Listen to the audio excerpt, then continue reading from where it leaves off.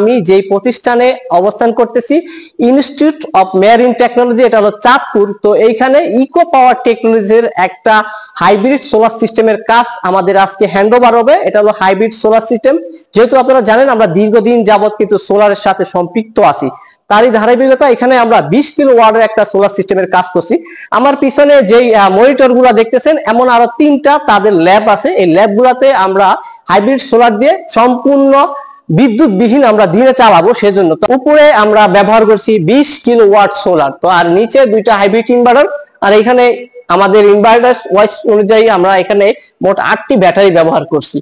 একটা change over আপনারা দেখতেছেন ভিডিওর মাধ্যমে, এখানে একটা চেঞ্জ ওভার, আর এমন চেঞ্জ ওভার 3 রুমে 3টা, এই রুমে একটা আমরা স্থাপন করেছি, আর বাকি আরো 2টা রুম আছে, 2টা রুমে কিন্তু আমরা এই ধরনের চেঞ্জ ওভার দিছি।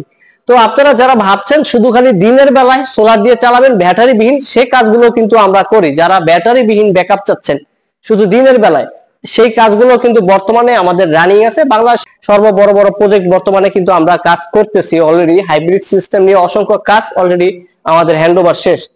এখানে হলো 11 কিলো ওয়াটের 2টা ইনভার্টার, আর হলো 48 ভোল্ট করে এক একটা ইনভার্টার, 48 ভোল্ট আর 11 কিলো।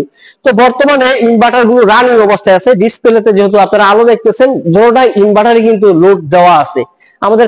আপনাদেরকে একটা মেসেজ দিতে চাই, সেটা হলো যে আপনারা যারা ভাবছেন যে হোম সিস্টেম করবেন বা সোলার নিয়ে বড় ধরনের প্রজেক্ট করতে আগ্রহ প্রকাশ করছেন, তাদের জন্য মূলত এই ভিডিওটা।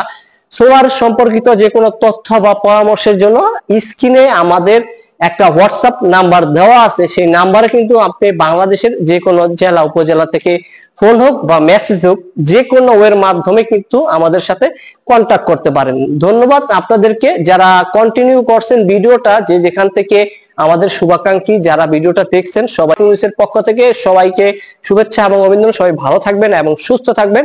আগামী দিনে নতুন কোনো একটা জায়গায় গিয়ে আবার আপনাদের সাথে দেখা হবে।